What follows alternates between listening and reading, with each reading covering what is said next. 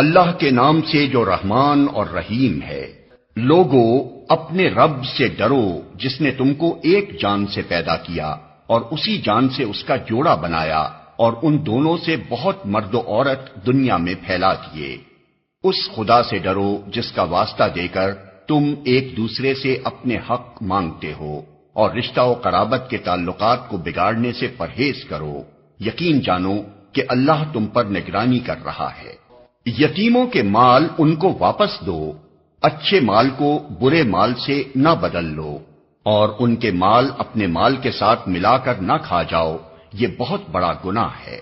اور اگر تم یتیموں کے ساتھ بے انصافی کرنے سے ڈرتے ہو تو جو عورتیں تم کو پسند آئیں ان میں سے 2-2، 3-3، 4-4 سے نکاح کر لو۔ لیکن اگر تمہیں اندیشہ ہو کہ ان کے ساتھ عدل نہ کر سکو گے تو پھر ایک ہی بیوی کرو، یا ان عورتوں کو زوجیت میں لاؤ جو تمہارے قبضے میں آئی ہیں۔ بے انصافی سے بچنے کے لیے یہ زیادہ قرین ثواب ہے۔ اور عورتوں کے مہر خوش دلی کے ساتھ فرض جانتے ہوئے ادا کرو، البتہ اگر وہ خود اپنی خوشی سے مہر کا کوئی حصہ تمہیں معاف کر دیں تو اسے تم مزے سے کھا سکتے ہو۔ اور اپنے وہ مال جنہیں اللہ نے تمہارے لیے قیام زندگی کا ذریعہ بنایا ہے نادان لوگوں کے حوالے نہ کرو، البتہ انہیں کھانے اور پہننے کے لیے دو اور انہیں نیک ہدایت کرو۔ اور یتیموں کی آزمائش کرتے رہو یہاں تک کہ وہ نکاح کے قابل عمر کو پہنچ جائیں، پھر اگر تم ان کے اندر اہلیت پاؤ تو ان کے مال ان کے حوالے کر دو۔ ایسا کبھی نہ کرنا کہ حد انصاف سے تجاوز کر کے اس خوف سے ان کے مال جلدی جلدی کھا جاؤ کہ وہ بڑے ہو کر اپنے حق کا مطالبہ کریں گے۔ یتیم کا جو سرپرست مالدار ہو وہ پرہیزگاری سے کام لے، اور جو غریب ہو وہ معروف طریقے سے کھائے۔ پھر جب ان کے مال ان کے حوالے کرنے لگو تو لوگوں کو اس پر گواہ بنا لو، اور حساب لینے کے لیے اللہ کافی ہے۔ مردوں کے لیے اس مال میں حصہ ہے جو ماں باپ اور رشتہ داروں نے چھوڑا ہو، اور عورتوں کے لیے بھی اس مال میں حصہ ہے جو ماں باپ اور رشتہ داروں نے چھوڑا ہو، خواہ تھوڑا ہو یا بہت، اور یہ حصہ اللہ کی طرف سے مقرر ہے۔ اور جب تقسیم کے موقع پر کنبے کے لوگ اور یتیم اور مسکین آئیں تو اس مال میں سے ان کو بھی کچھ دو، اور ان کے ساتھ بھلے مانسوں کی سی بات کرو۔ لوگوں کو اس بات کا خیال کر کے ڈرنا چاہیے کہ اگر وہ خود اپنے پیچھے بے بس اولاد چھوڑتے تو مرتے وقت انہیں اپنے بچوں کے حق میں کیسے کچھ اندیشے لاحق ہوتے۔ بس چاہیے کہ وہ خدا کا خوف کریں اور راستی کی بات کریں۔ جو لوگ ظلم کے ساتھ یتیموں کے مال کھاتے ہیں در حقیقت وہ اپنے پیٹ آگ سے بھرتے ہیں، اور وہ ضرور جہنم کی بھڑکتی ہوئی آگ میں جھونکے جائیں گے۔ تمہاری اولاد کے بارے میں اللہ تمہیں ہدایت کرتا ہے کہ مرد کا حصہ 2 عورتوں کے برابر ہے۔ اگر میت کی وارث 2 سے زائد لڑکیاں ہوں تو انہیں ترکے کا 2/3 دیا جائے، اور اگر ایک ہی لڑکی وارث ہو تو آدھا ترکہ اس کا ہے۔ اگر میت صاحب اولاد ہو تو اس کے والدین میں سے ہر ایک کو ترکے کا 6واں حصہ ملنا چاہیے، اور اگر وہ صاحب اولاد نہ ہو اور والدین ہی اس کے وارث ہوں تو ماں کو 3واں حصہ دیا جائے، اور اگر میت کے بھائی بہن بھی ہوں تو ماں 6 حصے کی حقدار ہوگی۔ یہ سب حصے اس وقت نکالے جائیں گے جبکہ وصیت جو میت نے کی ہو پوری کر دی جائے اور جو قرض اس پر ہو ادا کر دیا جائے۔ تم نہیں جانتے کہ تمہارے ماں باپ اور تمہاری اولاد میں سے کون بالحاظ نفع تم سے قریب تر ہے۔ یہ حصے اللہ نے مقرر کر دیے ہیں، اور اللہ یقیناً سب حقیقتوں سے واقف اور ساری مصلحتوں کا جاننے والا ہے۔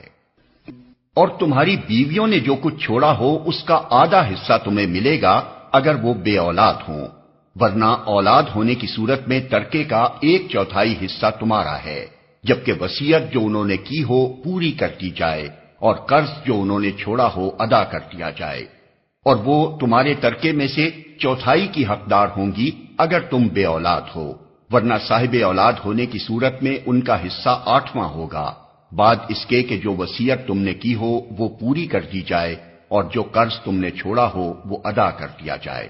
اور اگر وہ مرد یا عورت جس کی میراث تقسیم طلب ہے بے اولاد بھی ہو اور اس کے ماں باپ بھی زندہ نہ ہوں مگر اس کا ایک بھائی یا ایک بہن موجود ہو تو بھائی اور بہن ہر ایک کو 6واں حصہ ملے گا، اور بھائی بہن ایک سے زیادہ ہوں تو کل ترکے کے 1/3 میں وہ سب شریک ہوں گے، جبکہ وصیت جو کی گئی ہو پوری کر دی جائے اور قرض جو میت نے چھوڑا ہو ادا کر دیا جائے، بشرطے کہ وہ ضرر رساں نہ ہو۔ یہ حکم ہے اللہ کی طرف سے، اور اللہ دانا و بینا اور نرم خو ہے۔ یہ اللہ کی مقرر کی ہوئی حدیں ہیں۔ جو اللہ اور اس کے رسول کی اطاعت کرے گا اسے اللہ ایسے باغوں میں داخل کرے گا جن کے نیچے نہریں بہتی ہوں گی، اور ان باغوں میں وہ ہمیشہ رہے گا، اور یہی بڑی کامیابی ہے۔ اور جو اللہ اور اس کے رسول کی نافرمانی کرے گا اور اس کی مقرر کی ہوئی حدوں سے تجاوز کر جائے گا، اسے اللہ آگ میں ڈالے گا جس میں وہ ہمیشہ رہے گا، اور اس کے لیے رسوا کن سزا ہے۔ تمہاری عورتوں میں سے جو بدکاری کی مرتکب ہوں ان پر اپنے میں سے 4 آدمیوں کی گواہی لو، اور اگر 4 آدمی گواہی دے دیں تو ان کو گھروں میں بند رکھو یہاں تک کہ انہیں موت آ جائے یا اللہ ان کے لیے کوئی راستہ نکال دے۔ اور تم میں سے جو اس فعل کا ارتکاب کریں ان دونوں کو تکلیف دو، پھر اگر وہ توبہ کریں اور اپنی اصلاح کر لیں تو انہیں چھوڑ دو کہ اللہ بہت توبہ قبول کرنے والا اور رحم فرمانے والا ہے۔ ہاں یہ جان لو کہ اللہ پر توبہ کی قبولیت کا حق انہی لوگوں کے لیے ہے جو نادانی کی وجہ سے کوئی برا فعل کر گزرتے ہیں اور اس کے بعد جلدی ہی توبہ کر لیتے ہیں۔ ایسے لوگوں پر اللہ اپنی نظر عنایت سے پھر متوجہ ہو جاتا ہے، اور اللہ ساری باتوں کی خبر رکھنے والا اور حکیم و دانا ہے۔ مگر توبہ ان لوگوں کے لیے نہیں ہے جو برے کام کیے چلے جاتے ہیں یہاں تک کہ جب ان میں سے کسی کی موت کا وقت آ جاتا ہے اس وقت وہ کہتا ہے کہ اب میں نے توبہ کی، اور اسی طرح توبہ ان کے لیے بھی نہیں ہے جو مرتے دم تک کافر رہیں۔ ایسے لوگوں کے لیے تو ہم نے دردناک سزا تیار کر رکھی ہے۔ اے لوگو جو ایمان لائے ہو، تمہارے لیے یہ حلال نہیں ہے کہ زبردستی عورتوں کے وارث بن بیٹھو، اور نہ یہ حلال ہے کہ انہیں تنگ کر کے اس مہر کا کچھ حصہ اڑا لینے کی کوشش کرو جو تم انہیں دے چکے ہو۔ ہاں اگر وہ کسی صریح بدچلنی کے مرتکب ہوں تو ضرور تمہیں تنگ کرنے کا حق ہے۔ ان کے ساتھ بھلے طریقے سے زندگی بسر کرو۔ اگر وہ تمہیں ناپسند ہوں تو ہو سکتا ہے کہ ایک چیز تمہیں پسند نہ ہو، مگر اللہ نے اسی میں بہت کچھ بھلائی رکھ دی ہو۔ اور اگر تم ایک بیوی کی جگہ دوسری بیوی لے آنے کا ارادہ ہی کر لو تو خواہ تم نے اسے ڈھیر سا مال ہی کیوں نہ دیا ہو، اس میں سے کچھ واپس نہ لینا۔ کیا تم اسے بہتان لگا کر اور صریح ظلم کر کے واپس لوگے؟ اور آخر تم اسے کس طرح لے لوگے جبکہ تم ایک دوسرے سے لطف اندوز ہو چکے ہو اور وہ تم سے پختہ عہد لے چکی ہیں؟ اور جن عورتوں سے تمہارے باپ نکاح کر چکے ہوں ان سے ہرگز نکاح نہ کرو مگر جو پہلے ہو چکا سو ہو چکا۔ در حقیقت یہ ایک بے حیائی کا فعل ہے، ناپسندیدہ ہے اور برا چلن ہے۔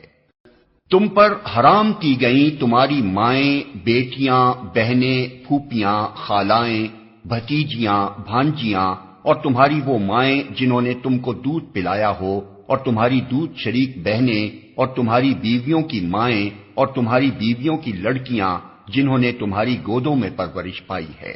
ان بیویوں کی لڑکیاں جن سے تمہارا تعلق زن و شو ہو چکا ہو، ورنہ اگر صرف نکاح ہوا ہو اور تعلق زن و شو نہ ہوا ہو تو انہیں چھوڑ کر ان کی لڑکیوں سے نکاح کر لینے میں تم پر کوئی مواخذہ نہیں ہے۔ اور تمہارے ان بیٹوں کی بیویاں جو تمہاری صلب سے ہوں، اور یہ بھی تم پر حرام کیا گیا ہے کہ ایک نکاح میں 2 بہنوں کو جمع کرو، مگر جو پہلے ہو گیا سو ہو گیا، اللہ بخشنے والا اور رحم کرنے والا ہے۔ اور وہ عورتیں بھی تم پر حرام ہیں جو کسی دوسرے کے نکاح میں ہوں، یعنی محصنات، البتہ ایسی عورتیں اس سے مستثنی ہیں جو جنگ میں تمہارے ہاتھ آئیں۔ یہ اللہ کا قانون ہے جس کی پابندی تم پر لازم کر دی گئی ہے۔ اس کے ماں سوا جتنی عورتیں ہیں انہیں اپنے اموال کے ذریعے سے حاصل کرنا تمہارے لیے حلال کر دیا گیا ہے، بشرطے کہ حصار نکاح میں ان کو محفوظ کرو، نہ یہ کہ آزاد شہوت رانی کرنے لگو۔ پھر جو ازدواجی زندگی کا لطف تم ان سے اٹھاؤ اس کے بدلے ان کے مہر بطور فرض کے ادا کرو، البتہ مہر کی قرارداد ہو جانے کے بعد آپس کی رضامندی سے تمہارے درمیان اگر کوئی سمجھوتا ہو جائے تو اس میں کوئی حرج نہیں۔ اللہ علیم اور دانا ہے۔ اور جو شخص تم میں سے اتنی مقدرت نہ رکھتا ہو کہ خاندانی مسلمان عورتوں یعنی محصنات سے نکاح کر سکے، اسے چاہیے کہ تمہاری ان لونڈیوں میں سے کسی کے ساتھ نکاح کر لے جو تمہارے قبضے میں ہوں اور مومنہ ہوں۔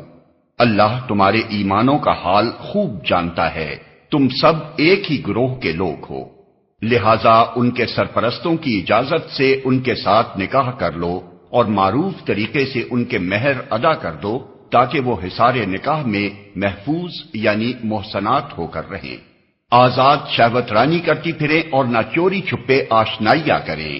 پھر جب وہ حصار نکاح میں محفوظ ہو جائیں اور اس کے بعد کسی بد چلنی کی مرتکب ہوں تو ان پر اس سزا کی بنسبت آدھی سزا ہے جو خاندانی عورتوں یعنی محصنات کے لیے مقرر ہے۔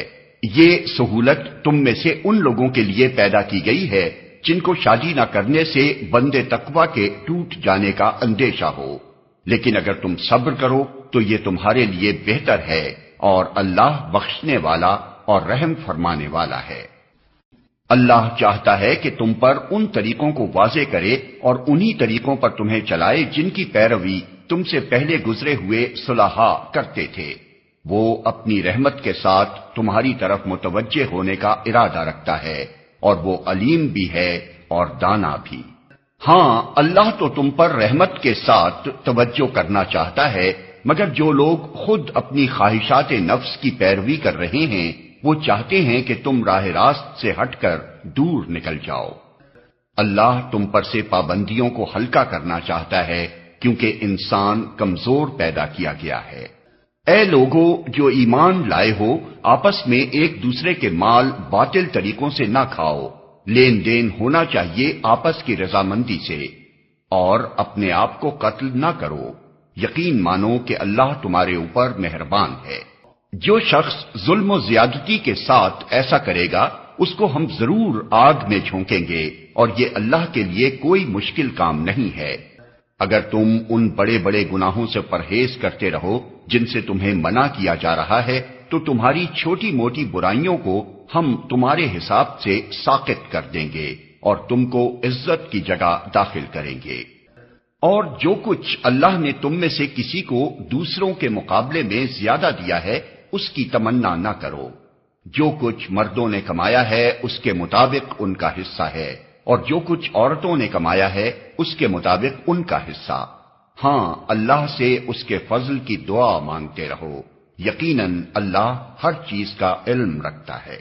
اور ہم نے ہر اس ترکے کے حقدار مقرر کر دیے ہیں جو والدین اور رشتہ دار چھوڑیں، اب رہے وہ لوگ جن سے تمہارے عہد و پیمان ہوں تو ان کا حصہ انہیں دو، یقیناً اللہ ہر چیز پر نگراں ہے۔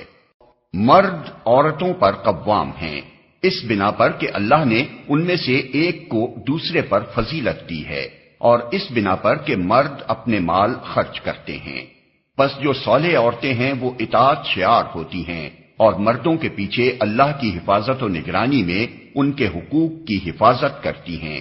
اور جن عورتوں سے تمہیں سرکشی کا اندیشہ ہو انہیں سمجھاؤ، خوابگاہوں میں ان سے علیحدہ رہو اور مارو، پھر اگر وہ تمہاری مطیع ہو جائیں تو خواہ مخواہ ان پر دست درازی کے لیے بہانے تلاش نہ کرو، یقین رکھو کہ اوپر اللہ موجود ہے جو بڑا اور بالا تر ہے۔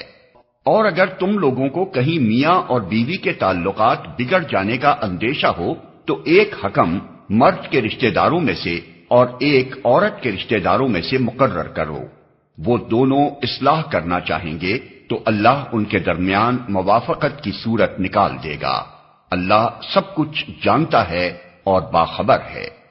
اور تم سب اللہ کی بندگی کرو، اس کے ساتھ کسی کو شریک نہ بناؤ، ماں باپ کے ساتھ نیک برتاؤ کرو، قرابت داروں اور یتیموں اور مسکینوں کے ساتھ حسن سلوک سے پیش آؤ، اور پڑوسی رشتہ دار سے، اجنبی ہمسائے سے، پہلو کے ساتھی اور مسافر سے، اور ان لونڈی غلاموں سے جو تمہارے قبضے میں ہوں احسان کا معاملہ رکھو۔ یقین جانو اللہ کسی ایسے شخص کو پسند نہیں کرتا جو اپنے پندار میں مغرور ہو اور اپنی بڑائی پر فخر کرے، اور ایسے لوگ بھی اللہ کو پسند نہیں ہیں جو کنجوسی کرتے ہیں اور دوسروں کو بھی کنجوسی کی ہدایت کرتے ہیں۔ اور جو کچھ اللہ نے اپنے فضل سے انہیں دیا ہے اسے چھپاتے ہیں، ایسے کافر نعمت لوگوں کے لیے ہم نے رسوا کن عذاب مہیا کر رکھا ہے۔ اور وہ لوگ بھی اللہ کو ناپسند ہیں جو اپنے مال محض لوگوں کو دکھانے کے لیے خرچ کرتے ہیں اور در حقیقت نہ اللہ پر ایمان رکھتے ہیں نہ روز آخر پر۔ سچ یہ ہے کہ شیطان جس کا رفیق ہوا اسے بہت ہی بری رفاقت میسر آئی۔ آخر ان لوگوں پر کیا آفت آ جاتی اگر یہ اللہ اور روز آخر پر ایمان رکھتے اور جو کچھ اللہ نے دیا ہے اس میں سے خرچ کرتے۔ اگر یہ ایسا کرتے تو اللہ سے ان کی نیکی کا حال چھپا نہ رہ جاتا۔ اللہ کسی پر ذرہ برابر بھی ظلم نہیں کرتا۔ اگر کوئی ایک نیکی کرے تو اللہ اسے دو چند کرتا ہے اور پھر اپنی طرف سے بڑا اجر عطا فرماتا ہے۔ پھر سوچو کہ اس وقت یہ کیا کریں گے جب ہم ہر امت میں سے ایک گواہ لائیں گے اور ان لوگوں پر تمہیں یعنی محمد صلی اللہ علیہ وسلم کو گواہ کی حیثیت سے کھڑا کریں گے۔ اس وقت وہ سب لوگ جنہوں نے رسول کی بات نہ مانی اور اس کی نافرمانی کرتے رہے تمنا کریں گے کہ کاش زمین پھٹ جائے اور وہ اس میں سما جائیں۔ وہاں یہ اپنی کوئی بات اللہ سے نہ چھپا سکیں گے۔ اے لوگوں جو ایمان لائے ہو، جب تم نشے کی حالت میں ہو تو نماز کے قریب نہ جاؤ۔ نماز اس وقت پڑھنی چاہیے جب تم جانو کہ کیا کہہ رہے ہو، اور اسی طرح جنابت کی حالت میں بھی نماز کے قریب نہ جاؤ جب تک کہ غسل نہ کر لو، الا یہ کہ راستے سے گزرتے ہو۔ اور اگر کبھی ایسا ہو کہ تم بیمار ہو یا سفر میں ہو یا تم میں سے کوئی شخص رفع حاجت کر کے آئے یا تم نے عورتوں سے لمس کیا ہو اور پھر پانی نہ ملے تو پاک مٹی سے کام لو اور اس سے اپنے چہروں اور ہاتھوں پر مسح کر لو۔ بے شک اللہ نرمی سے کام لینے والا اور بخشش فرمانے والا ہے۔ تم نے ان لوگوں کو بھی دیکھا جنہیں کتاب کے علم کا کچھ حصہ دیا گیا ہے، وہ خود ضلالت کے خریدار بنے ہوئے ہیں اور چاہتے ہیں کہ تم بھی راہ گم کر دو۔ اللہ تمہارے دشمنوں کو خوب جانتا ہے اور تمہاری حمایت و مددگاری کے لیے اللہ ہی کافی ہے۔ جو لوگ یہودی بن گئے ہیں ان میں کچھ لوگ ہیں جو الفاظ کو ان کے محل سے پھیر دیتے ہیں اور دین حق کے خلاف نیش زنی کرنے کے لیے اپنی زبانوں کو توڑ موڑ کر کہتے ہیں سمینا و اسینا اور اسما غیر مسمعین اور رائنا، حالانکہ اگر وہ کہتے سمینا و اطانا اور اسما اور انظرنا تو یہ انہی کے لیے بہتر تھا اور زیادہ راست بازی کا طریقہ تھا، مگر ان پر تو ان کی باطل پرستی کی بدولت اللہ کی پھٹکار پڑی ہوئی ہے، اس لیے وہ کم ہی ایمان لاتے ہیں۔ اے وہ لوگوں جنہیں کتاب دی گئی تھی، مان لو اس کتاب کو جو ہم نے اب نازل کی ہے اور جو اس کتاب کی تصدیق و تائید کرتی ہے جو تمہارے پاس پہلے سے موجود تھی۔ اس پر ایمان لے آؤ قبل اس کے کہ ہم چہرے بگاڑ کر پیچھے پھیر دیں یا ان کو اسی طرح لعنت زدہ کر دیں جس طرح سبت والوں کے ساتھ ہم نے کیا تھا، اور یاد رکھو کہ اللہ کا حکم نافذ ہو کر رہتا ہے۔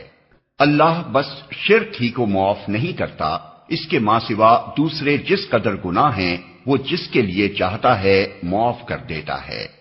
اللہ کے ساتھ جس نے کسی اور کو شریک ٹھہرایا اس نے تو بہت ہی بڑا جھوٹ تصنیف کیا اور بڑے سخت گناہ کی بات کی۔ تم نے ان لوگوں کو بھی دیکھا جو بہت اپنی پاکیزگی نفس کا دم بھرتے ہیں، حالانکہ پاکیزگی تو اللہ ہی جسے چاہتا ہے عطا کرتا ہے، اور انہیں جو پاکیزگی نہیں ملتی تو در حقیقت ان پر ذرہ برابر بھی ظلم نہیں کیا جاتا۔ دیکھو تو صحیح، یہ اللہ پر بھی جھوٹے افطرا گھڑنے سے نہیں چوکتے، اور ان کے سریحن گناہگار ہونے کے لیے یہی ایک گناہ کافی ہے۔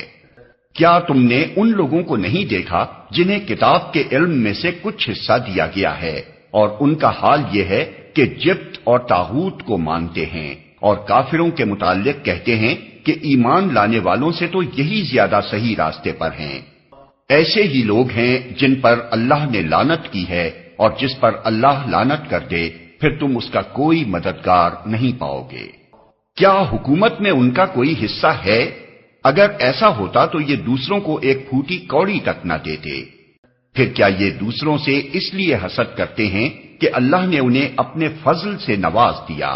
اگر یہ بات ہے تو انہیں معلوم ہو کہ ہم نے تو ابراہیم کی اولاد کو کتاب اور حکمت عطا کی اور ملک عظیم بخش دیا، مگر ان میں سے کوئی اس پر ایمان لایا اور کوئی اس سے منہ موڑ گیا، اور منہ موڑنے والوں کے لیے تو بس جہنم کی بھڑکتی ہوئی آگ ہی کافی ہے۔ جن لوگوں نے ہماری آیات کو ماننے سے انکار کر دیا ہے انہیں بالیقین ہم آگ میں جھونکیں گے، اور جب ان کے بدن کی کھال گل جائے گی تو اس کی جگہ دوسری کھال پیدا کر دیں گے تاکہ وہ خوب عذاب کا مزہ چکھیں۔ اللہ بڑی قدرت رکھتا ہے اور اپنے فیصلوں کو عمل میں لانے کی حکمت خوب جانتا ہے۔ اور جن لوگوں نے ہماری آیات کو مان لیا اور نیک عمل کیے ان کو ہم ایسے باغوں میں داخل کریں گے جن کے نیچے نہریں بہتی ہوں گی، جہاں وہ ہمیشہ ہمیشہ رہیں گے، اور ان کو پاکیزہ بیویاں ملیں گی اور انہیں ہم گھنی چھاؤں میں رکھیں گے۔ مسلمانوں، اللہ تمہیں حکم دیتا ہے کہ امانتیں اہل امانت کے سپرد کر دو، اور جب لوگوں کے درمیان فیصلہ کرو تو عدل کے ساتھ کرو۔ اللہ تم کو نہایت عمدہ نصیحت کرتا ہے، اور یقیناً اللہ سب کچھ سنتا اور دیکھتا ہے۔ اے لوگو جو ایمان لائے ہو، اطاعت کرو اللہ کی اور اطاعت کرو رسول کی اور ان لوگوں کی جو تم میں سے صاحب امر ہوں۔ پھر اگر تمہارے درمیان کسی معاملے میں نزاع ہو جائے تو اسے اللہ اور رسول کی طرف پھیر دو، اگر تم واقعی اللہ اور روز آخر پر ایمان رکھتے ہو۔ یہی ایک صحیح طریقہ کار ہے اور انجام کے اعتبار سے بھی بہتر ہے۔ اے نبی، تم نے دیکھا نہیں ان لوگوں کو جو دعویٰ تو کرتے ہیں کہ ہم ایمان لائے ہیں اس کتاب پر جو تمہاری طرف نازل کی گئی ہے اور ان کتابوں پر جو تم سے پہلے نازل کی گئی تھیں، مگر چاہتے یہ ہیں کہ اپنے معاملات کا فیصلہ کرانے کے لیے طاغوت کی طرف رجوع کریں، حالانکہ انہیں طاغوت سے کفر کرنے کا حکم دیا گیا تھا۔ شیطان انہیں بھٹکا کر راہ راست سے بہت دور لے جانا چاہتا ہے، اور جب ان سے کہا جاتا ہے کہ آؤ اس چیز کی طرف جو اللہ نے نازل کی ہے اور آؤ رسول کی طرف، تو ان منافقوں کو تم دیکھتے ہو کہ یہ تمہاری طرف آنے سے کتراتے ہیں۔ پھر اس وقت کیا ہوتا ہے جب ان کے اپنے ہاتھوں کی لائی ہوئی مصیبت ان پر آ پڑتی ہے، اس وقت یہ تمہارے پاس قسمیں کھاتے ہوئے آتے ہیں اور کہتے ہیں کہ خدا کی قسم ہم تو صرف بھلائی چاہتے تھے اور ہماری نیت تو یہ تھی کہ فریقین میں کسی طرح موافقت ہو جائے۔ اللہ جانتا ہے جو کچھ ان کے دلوں میں ہے، ان سے تعرض مت کرو، انہیں سمجھاؤ اور ایسی نصیحت کرو جو ان کے دلوں میں اتر جائے۔ انہیں بتاؤ کہ ہم نے جو رسول بھی بھیجا ہے اسی لیے بھیجا ہے کہ اذن خداوندی کی بنا پر اس کی اطاعت کی جائے۔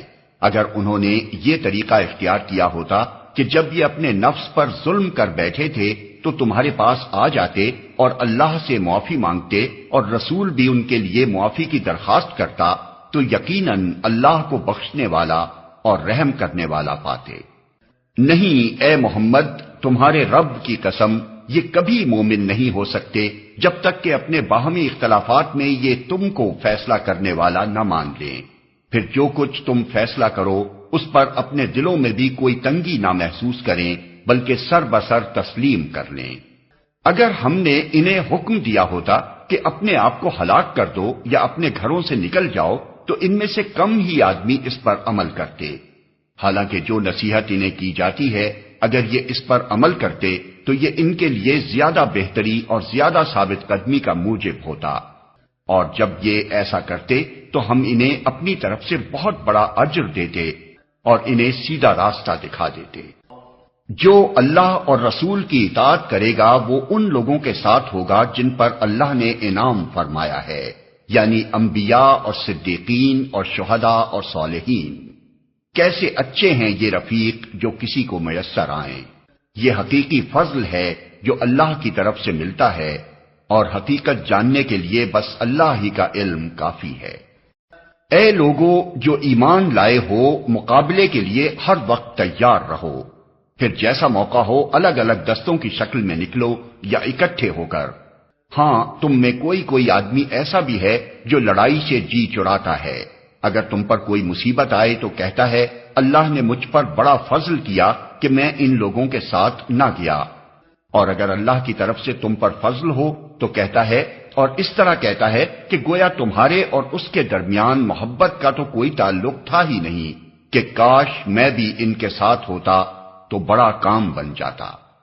ایسے لوگوں کو معلوم ہو کہ اللہ کی راہ میں لڑنا چاہیے ان لوگوں کو جو آخرت کے بدلے دنیا کی زندگی کو فروخت کر دیں، پھر جو اللہ کی راہ میں لڑے گا اور مارا جائے گا یا غالب رہے گا اسے ضرور ہم اجر عظیم عطا کریں گے۔ آخر کیا وجہ ہے کہ تم اللہ کی راہ میں ان بے بس مردوں، عورتوں اور بچوں کی خاطر نہ لڑو جو کمزور پا کر دبا لیے گئے ہیں اور فریاد کر رہے ہیں کہ خدایا ہم کو اس بستی سے نکال جس کے باشندے ظالم ہیں، اور اپنی طرف سے ہمارا کوئی حامی و مددگار پیدا کر دے۔ جن لوگوں نے ایمان کا راستہ اختیار کیا ہے وہ اللہ کی راہ میں لڑتے ہیں، اور جنہوں نے کفر کا راستہ اختیار کیا ہے وہ طاغوت کی راہ میں لڑتے ہیں۔ پس شیطان کے ساتھیوں سے لڑو اور یقین جانو کہ شیطان کی چالیں حقیقت میں نہایت کمزور ہیں۔ تم نے ان لوگوں کو بھی دیکھا جن سے کہا گیا تھا کہ اپنے ہاتھ روکے رکھو اور نماز قائم کرو اور زکوٰۃ دو۔ اب جو انہیں لڑائی کا حکم دیا گیا تو ان میں سے ایک فریق کا حال یہ ہے کہ لوگوں سے ایسا ڈر رہے ہیں جیسا خدا سے ڈرنا چاہیے یا کچھ اس سے بھی بڑھ کر۔ کہتے ہیں خدایا یہ ہم پر لڑائی کا حکم کیوں لکھ دیا، کیوں نہ ہمیں ابھی کچھ اور مہلت دی۔ ان سے کہو دنیا کا سرمایہ زندگی تھوڑا ہے اور آخرت ایک خدا ترس انسان کے لیے زیادہ بہتر ہے، اور تم پر ظلم ایک شمع برابر بھی نہ کیا جائے گا۔ رہی موت تو جہاں بھی تم ہو وہ بہرحال تمہیں آ کر رہے گی، خواہ تم کیسی ہی مضبوط عمارتوں میں ہو۔ اگر انہیں کوئی فائدہ پہنچتا ہے تو کہتے ہیں یہ اللہ کی طرف سے ہے، اور اگر کوئی نقصان پہنچتا ہے تو کہتے ہیں یہ تمہاری بدولت ہے۔ کہو سب کچھ اللہ ہی کی طرف سے ہے۔ آخر ان لوگوں کو کیا ہو گیا ہے کہ کوئی بات ان کی سمجھ میں نہیں آتی۔ اے انسان تجھے جو بھلائی بھی حاصل ہوتی ہے اللہ کی عنایت سے ہوتی ہے، اور جو مصیبت تجھ پر آتی ہے وہ تیرے اپنے کسب و عمل کی بدولت ہے۔ اے محمد ہم نے تم کو لوگوں کے لیے رسول بنا کر بھیجا ہے، اور اس پر خدا کی گواہی کافی ہے۔ جس نے رسول کی اطاعت کی اس نے دراصل خدا کی اطاعت کی، اور جو منہ موڑ گیا تو بہرحال ہم نے تمہیں ان لوگوں پر پاسبان بنا کر تو نہیں بھیجا ہے۔ وہ منہ پر کہتے ہیں کہ ہم مطیع فرمان ہیں، مگر جب تمہارے پاس سے نکلتے ہیں تو ان میں سے ایک گروہ راتوں کو جمع ہو کر تمہاری باتوں کے خلاف مشورے کرتا ہے۔ اللہ ان کی یہ ساری سرگوشیاں لکھ رہا ہے۔ تم ان کی پرواہ نہ کرو اور اللہ پر بھروسہ رکھو، وہی بھروسے کے لیے کافی ہے۔ کیا یہ لوگ قرآن پر غور نہیں کرتے؟ اگر یہ اللہ کے سوا کسی اور کی طرف سے ہوتا تو اس میں بہت کچھ اختلاف بیانی پائی جاتی۔ یہ لوگ جہاں کوئی اطمینان بخش یا خوفناک خبر سن پاتے ہیں اسے لے کر پھیلا دیتے ہیں، حالانکہ اگر یہ اسے رسول اور اپنی جماعت کے ذمہ دار اصحاب تک پہنچائیں تو وہ ایسے لوگوں کے علم میں آ جائے جو ان کے درمیان اس بات کی صلاحیت رکھتے ہیں کہ اس سے صحیح نتیجہ اخذ کر سکیں۔ تم لوگوں پر اللہ کی مہربانی اور رحمت نہ ہوتی تو تمہاری کمزوریاں ایسی تھیں کہ معدود چند کے سوا تم سب شیطان کے پیچھے لگ گئے ہوتے۔ پس اے نبی تم اللہ کی راہ میں لڑو، تم اپنی ذات کے سوا کسی اور کے لیے ذمہ دار نہیں ہو، البتہ اہل ایمان کو لڑنے کے لیے اکساؤ، بعید نہیں کہ اللہ کافروں کا زور توڑ دے۔ اللہ کا زور سب سے زیادہ زبردست اور اس کی سزا سب سے زیادہ سخت ہے۔ جو بھلائی کی سفارش کرے گا وہ اس میں سے حصہ پائے گا، اور جو برائی کی سفارش کرے گا وہ اس میں سے حصہ پائے گا، اور اللہ ہر چیز پر نظر رکھنے والا ہے۔ اور جب کوئی احترام کے ساتھ تمہیں سلام کرے تو اس کو اس سے بہتر طریقے کے ساتھ جواب دو، یا کم از کم اسی طرح۔ اللہ ہر چیز کا حساب لینے والا ہے۔ اللہ وہ ہے جس کے سوا کوئی خدا نہیں ہے، وہ تم سب کو اس قیامت کے دن جمع کرے گا جس کے آنے میں کوئی شبہ نہیں، اور اللہ کی بات سے بڑھ کر سچی بات اور کس کی ہو سکتی ہے۔ پھر یہ تمہیں کیا ہو گیا ہے کہ منافقین کے بارے میں تمہارے درمیان دو رائے پائی جاتی ہیں، حالانکہ جو برائیاں انہوں نے کمائی ہیں ان کی بدولت اللہ انہیں الٹا پھیر چکا ہے۔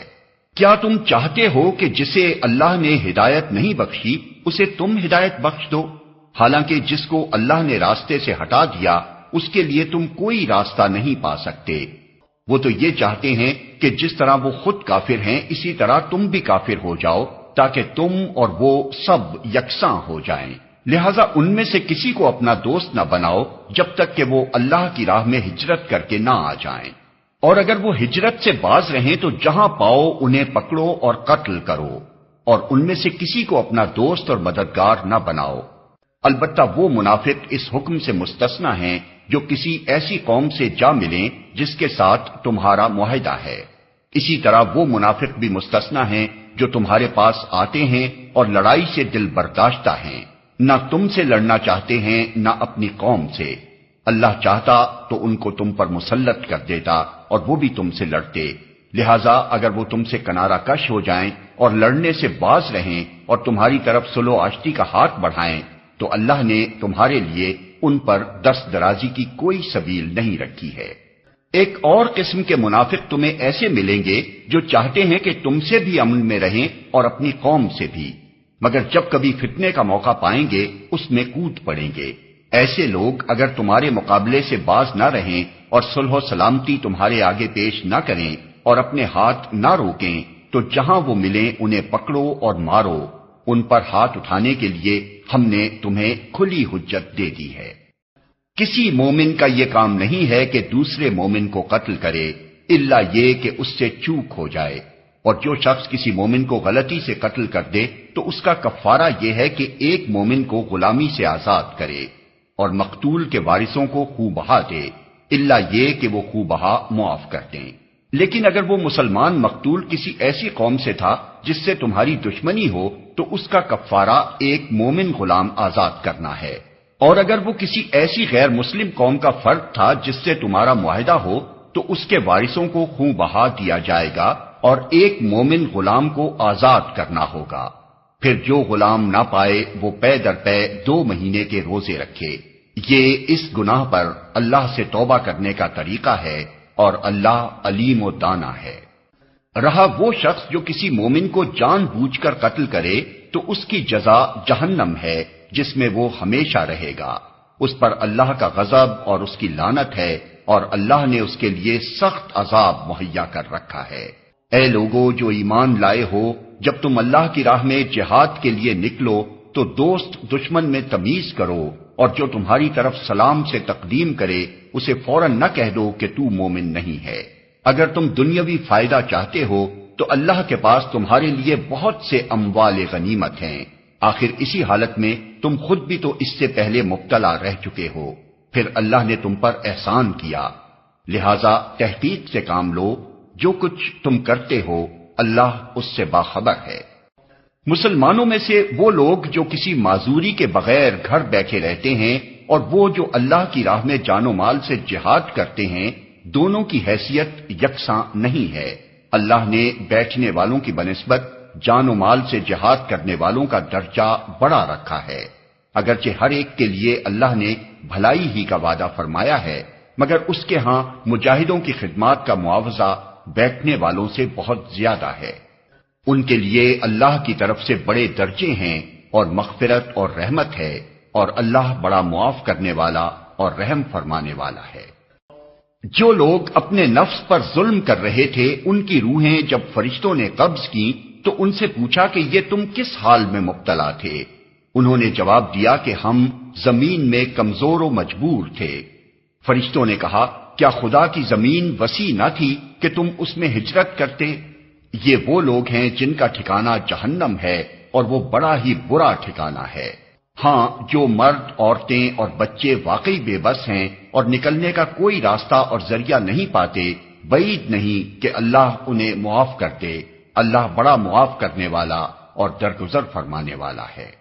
جو کوئی اللہ کی راہ میں ہجرت کرے گا وہ زمین میں پناہ لینے کے لیے بہت جگہ اور بسر اوقات کے لیے بڑی گنجائش پائے گا، اور جو اپنے گھر سے اللہ اور رسول کی طرف ہجرت کے لیے نکلے پھر راستے ہی میں اسے موت آ جائے اس کا اجر اللہ کے ذمے واجب ہو گیا، اللہ بہت بخشش فرمانے والا اور رحیم ہے۔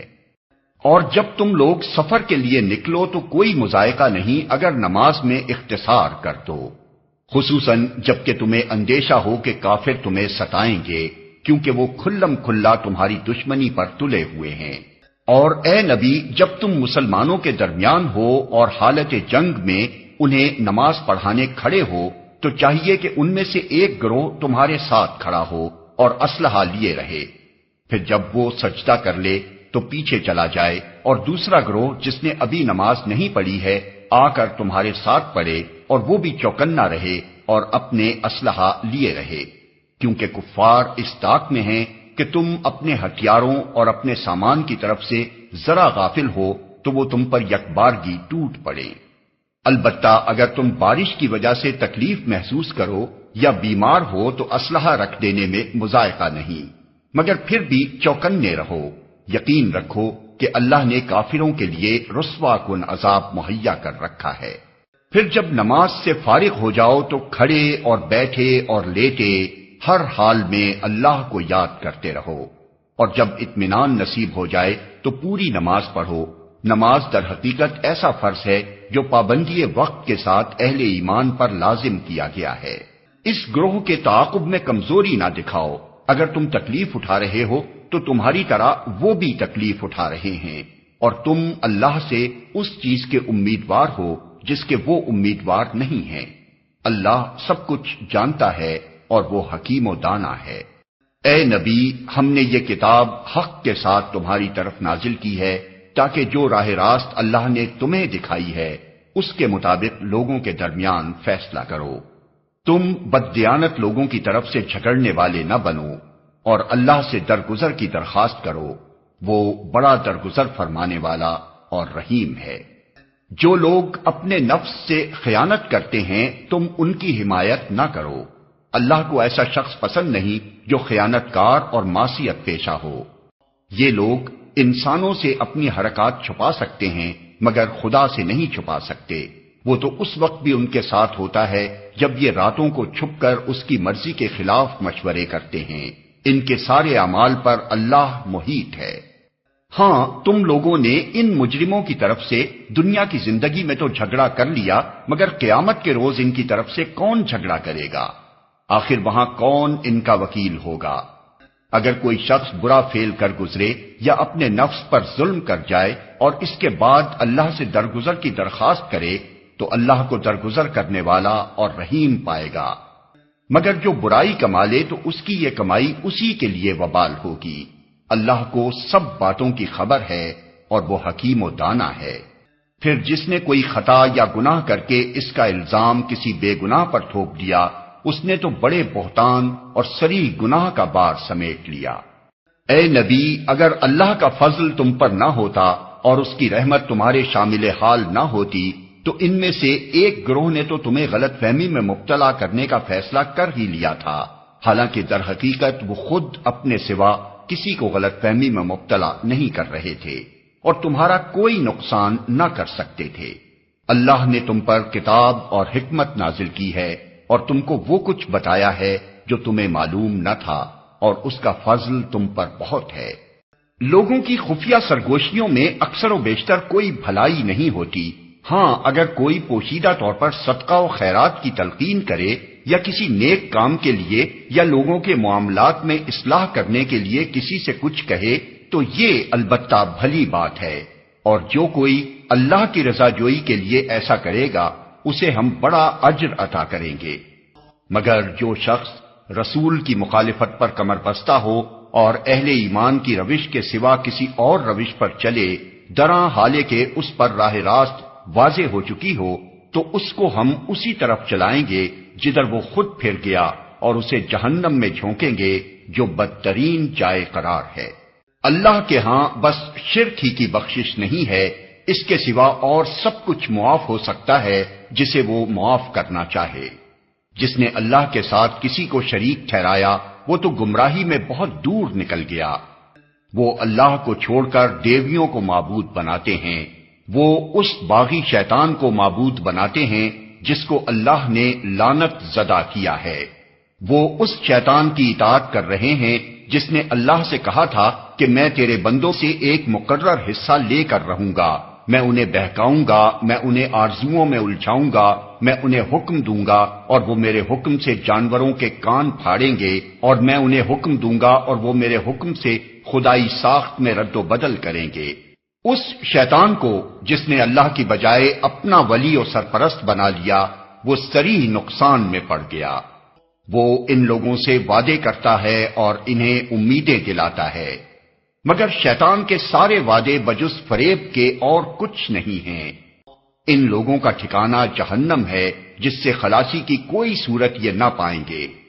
رہے وہ لوگ جو ایمان لے آئیں اور نیک عمل کریں تو انہیں ہم ایسے باغوں میں داخل کریں گے جن کے نیچے نہریں بہتی ہوں گی، اور وہ وہاں ہمیشہ ہمیشہ رہیں گے۔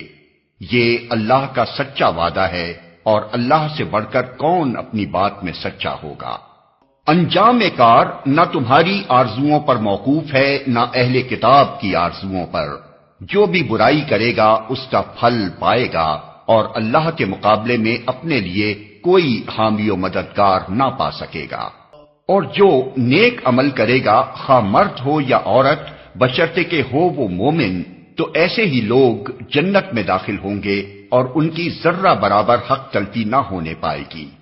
اس شخص سے بہتر اور کس کا طریقہ زندگی ہو سکتا ہے جس نے اللہ کے آگے سرے تسلیم خم کر دیا اور اپنا رویہ نیک رکھا اور یکسو ہو کر ابراہیم کے طریقے کی پیروی کی، اس ابراہیم کے طریقے کی جسے اللہ نے اپنا دوست بنا لیا تھا۔ آسمانوں اور زمین میں جو کچھ ہے اللہ کا ہے، اور اللہ ہر چیز پر محیط ہے۔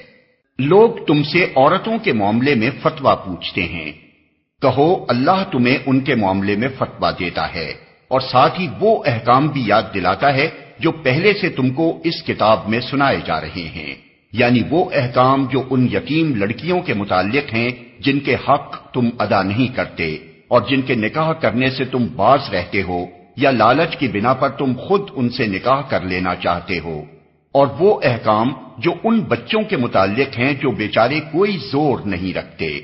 اللہ تمہیں ہدایت کرتا ہے کہ یتیموں کے ساتھ انصاف پر قائم رہو، اور جو بھلائی تم کرو گے وہ اللہ کے علم سے چھپی نہ رہ جائے گی۔ جب کسی عورت کو اپنے شوہر سے بدسلوکی یا بے رخی کا خطرہ ہو تو کوئی مذائقہ نہیں اگر میاں اور بیوی کچھ حقوق کی کمی بیشی پر آپس میں صلح کر لیں۔ صلح بہرحال بہتر ہے۔ نفس تنگ دلی کی طرف جلدی مائل ہو جاتے ہیں، لیکن اگر تم لوگ احسان سے پیش آؤ اور خدا ترسی سے کام لو تو یقین رکھو کہ اللہ تمہارے اس طرز عمل سے بے خبر نہ ہوگا۔ بیویوں کے درمیان پورا پورا عدل کرنا تمہارے بس میں نہیں ہے، تم چاہو بھی تو اس پر قادر نہیں ہو سکتے، لہذا قانون الہی کا منشا پورا کرنے کے لیے یہ کافی ہے کہ ایک بیوی کی طرف اس طرح نہ جھک جاؤ کہ دوسری کو ادھر لٹکتا چھوڑ دو۔ اگر تم اپنا طرز عمل درست رکھو اور اللہ سے ڈرتے رہو تو اللہ چشم پوشی کرنے والا اور رحم فرمانے والا ہے۔ لیکن اگر زوجین ایک دوسرے سے الگ ہی ہو جائیں تو اللہ اپنی وسیع قدرت سے ہر ایک کو دوسرے کی محتاجی سے بے نیاز کر دے گا۔ اللہ کا دامن بہت کشادہ ہے اور وہ دانا و بینا ہے۔ آسمانوں اور زمین میں جو کچھ ہے سب اللہ ہی کا ہے۔ تم سے پہلے جن کو ہم نے کتاب دی تھی انہیں بھی یہی ہدایت کی تھی، اور اب تم کو بھی یہی ہدایت کرتے ہیں کہ خدا سے ڈرتے ہوئے کام کرو۔ لیکن اگر تم نہیں مانتے تو نہ مانو، آسمان و زمین کی ساری چیزوں کا مالک اللہ ہی ہے، اور وہ بے نیاز ہے، ہر تعریف کا مستحق۔ ہاں، اللہ ہی مالک ہے ان سب چیزوں کا جو آسمانوں میں ہیں اور جو زمین میں ہیں، اور کارسازی کے لیے بس وہی کافی ہے۔ اگر وہ چاہے تو تم لوگوں کو ہٹا کر تمہاری جگہ دوسروں کو لے آئے، اور وہ اس کی پوری قدرت رکھتا ہے۔ جو شخص محض ثواب دنیا کا طالب ہو اسے معلوم ہونا چاہیے کہ اللہ کے پاس ثواب دنیا بھی ہے اور ثواب آخرت بھی، اور اللہ سمیع و بصیر ہے۔ اے لوگو جو ایمان لائے ہو، انصاف کے علم بردار اور خدا واسطے کے گواہ بنو، اگرچہ تمہارے انصاف اور تمہاری گواہی کی زد خود تمہاری اپنی ذات پر یا تمہارے والدین اور رشتہ داروں پر ہی کیوں نہ پڑتی ہو۔ فریق معاملہ خواہ مالدار ہو یا غریب، اللہ تم سے زیادہ ان کا خیر خواہ ہے، لہذا اپنی خواہش نفس کی پیروی میں عدل سے باز نہ رہو، اور اگر تم نے لگی لپٹی بات کہی یا سچائی سے پہلو بچایا تو جان رکھو کہ جو کچھ تم کرتے ہو اللہ کو اس کی خبر ہے۔ اے لوگو جو ایمان لائے ہو، ایمان لاؤ اللہ پر اور اس کے رسول پر اور اس کتاب پر جو اللہ نے اپنے رسول پر نازل کی ہے اور ہر اس کتاب پر جو اس سے پہلے وہ نازل کر چکا ہے۔ جس نے اللہ اور اس کے ملائکہ اور اس کی کتابوں اور اس کے رسولوں اور روز آخرت سے کفر کیا، وہ گمراہی میں بھٹک کر بہت دور نکل گیا۔ رہے وہ لوگ جو ایمان لائے پھر کفر کیا، پھر ایمان لائے پھر کفر کیا، پھر اپنے کفر میں بڑھتے چلے گئے، تو اللہ ہرگز ان کو معاف نہ کرے گا اور نہ کبھی ان کو راہ راست دکھائے گا۔ اور جو منافق اہل ایمان کو چھوڑ کر کافروں کو اپنا رفیق بناتے ہیں، انہیں یہ مجدہ سنا دو کہ ان کے لیے دردناک سزا تیار ہے۔ کیا یہ لوگ عزت کی طلب میں ان کے پاس جاتے ہیں؟ حالانکہ عزت تو ساری کی ساری اللہ ہی کے لیے ہے۔ اللہ اس کتاب میں تم کو پہلے ہی حکم دے چکا ہے کہ جہاں تم سنو کہ اللہ کی آیات کے خلاف کفر بکا جا رہا ہے اور ان کا مذاق اڑایا جا رہا ہے، وہاں نہ بیٹھو جب تک کہ لوگ کسی دوسری بات میں نہ لگ جائیں۔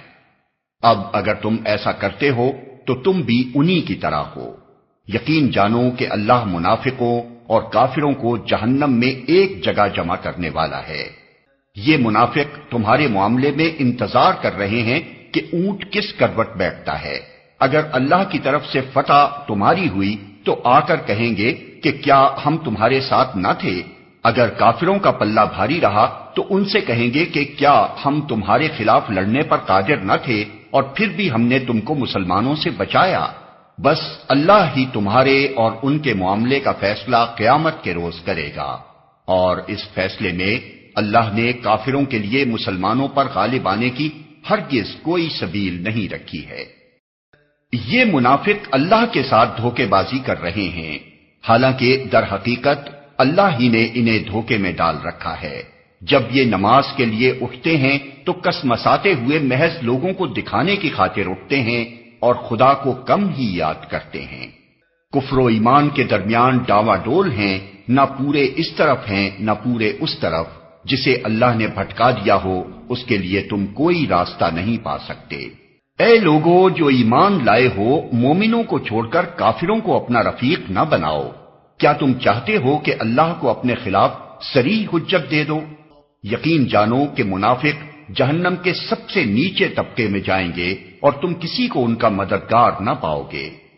البتہ جو ان میں سے تائب ہو جائیں اور اپنے طرز عمل کی اصلاح کر لیں اور اللہ کا دامن تھام لیں اور اپنے دین کو اللہ کے لیے خالص کر دیں، ایسے لوگ مومنوں کے ساتھ ہیں اور اللہ مومنوں کو ضرور اجر عظیم عطا فرمائے گا۔ آخر اللہ کو کیا پڑی ہے کہ تمہیں خواہ مخواہ سزا دے اگر تم شکر گزار بندے بنے رہو اور ایمان کی روش پر چلو۔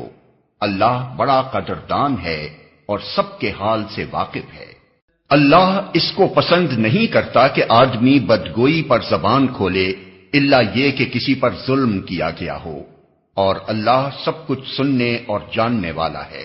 مظلوم ہونے کی صورت میں اگرچہ تم کو بدگوئی کا حق ہے، لیکن اگر تم ظاہر و باطن میں بھلائی ہی کیے جاؤ یا کم از کم برائی سے درگزر کرو تو اللہ کی صفت بھی یہی ہے کہ وہ بڑا معاف کرنے والا ہے، حالانکہ سزا دینے پر پوری قدرت رکھتا ہے۔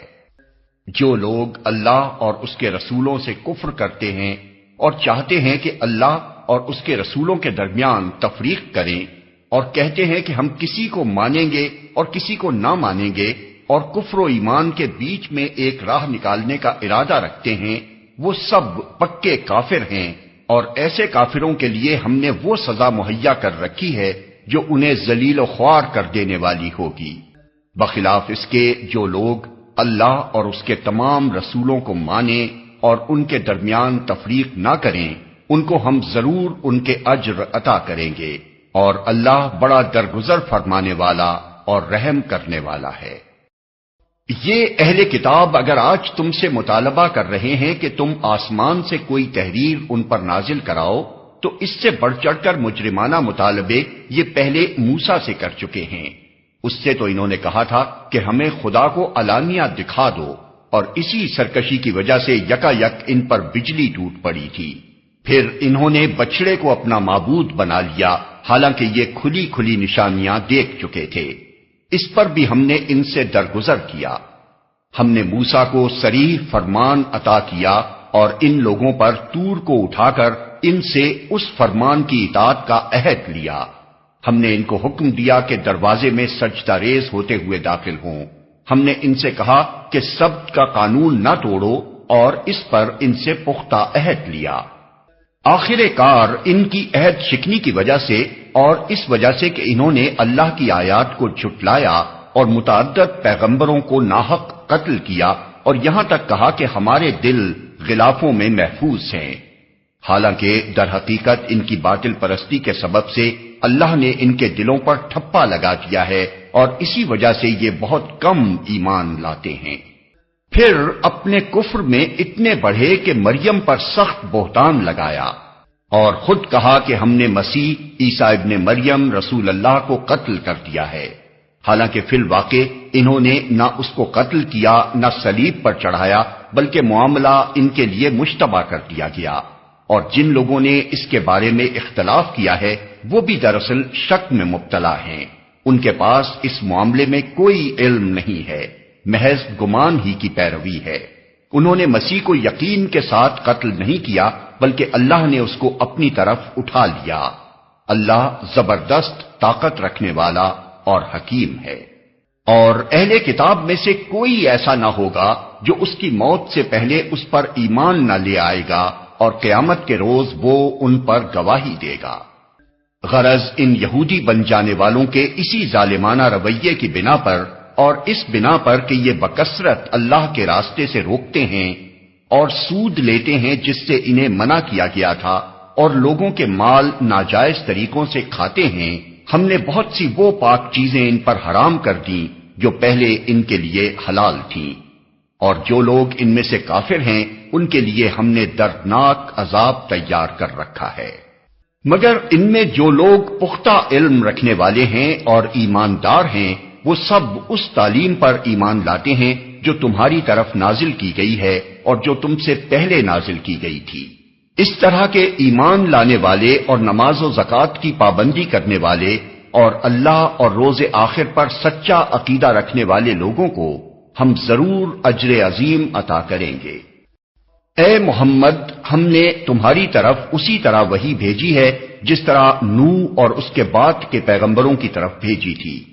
ہم نے ابراہیم، اسماعیل، اسحاق، یعقوب اور اولاد یعقوب، عیسیٰ، ایوب، یونس، ہارون اور سلیمان کی طرف وحی بھیجی۔ ہم نے داؤد کو زبور دی۔ ہم نے ان رسولوں پر بھی وحی نازل کی جن کا ذکر ہم اس سے پہلے تم سے کر چکے ہیں، اور ان رسولوں پر بھی جن کا ذکر تم سے نہیں کیا۔ ہم نے موسیٰ سے اس طرح گفتگو کی جس طرح گفتگو کی جاتی ہے۔ یہ سارے رسول خوشخبری دینے والے اور ڈرانے والے بنا کر بھیجے گئے تھے تاکہ ان کو مبعوث کر دینے کے بعد لوگوں کے پاس اللہ کے مقابلے میں کوئی حجت نہ رہے، اور اللہ بہرحال غالب رہنے والا اور حکیم و دانا ہے۔ لوگ نہیں مانتے تو نہ مانے، مگر اللہ گواہی دیتا ہے کہ جو کچھ اس نے تم پر نازل کیا ہے اپنے علم سے نازل کیا ہے، اور اس پر ملائکہ بھی گواہ ہیں، اگرچہ اللہ کا گواہ ہونا بالکل کفایت کرتا ہے۔ جو لوگ اس کو ماننے سے خود انکار کرتے ہیں اور دوسروں کو خدا کے راستے سے روکتے ہیں، وہ یقیناً گمراہی میں حق سے بہت دور نکل گئے ہیں۔ اس طرح جن لوگوں نے کفر و بغاوت کا طریقہ اختیار کیا اور ظلم و ستم پر اتر آئے، اللہ ان کو ہرگز معاف نہ کرے گا اور انہیں کوئی راستہ بجز جہنم کے راستے کے نہ دکھائے گا جس میں وہ ہمیشہ رہیں گے۔ اللہ کے لیے یہ کوئی مشکل کام نہیں ہے۔ لوگو، یہ رسول تمہارے پاس تمہارے رب کی طرف سے حق لے کر آ گیا ہے، ایمان لے آؤ، تمہارے ہی لیے بہتر ہے، اور اگر انکار کرتے ہو تو جان لو کہ آسمانوں اور زمین میں جو کچھ ہے سب اللہ کا ہے، اور اللہ علیم بھی ہے اور حکیم بھی۔ اے اہل کتاب، اپنے دین میں غلو نہ کرو اور اللہ کی طرف حق کے سوا کوئی بات منسوب نہ کرو۔ مسیح عیسیٰ ابن مریم اس کے سوا کچھ نہ تھا کہ اللہ کا ایک رسول تھا اور ایک فرمان تھا جو اللہ نے مریم کی طرف بھیجا، اور ایک روح تھی اللہ کی طرف سے جس نے مریم کے رحم میں بچے کی شکل اختیار کی۔ پس تم اللہ اور اس کے رسولوں پر ایمان لاؤ اور نہ کہو کہ 3 ہیں، باز آ جاؤ، یہ تمہارے ہی لیے بہتر ہے۔ اللہ تو بس ایک ہی خدا ہے، وہ بالا تر ہے اس سے کہ کوئی اس کا بیٹا ہو۔ زمین اور آسمانوں کی ساری چیزیں اس کی ملک ہیں، اور ان کی کفالت و خبرگیری کے لیے بس وہی کافی ہے۔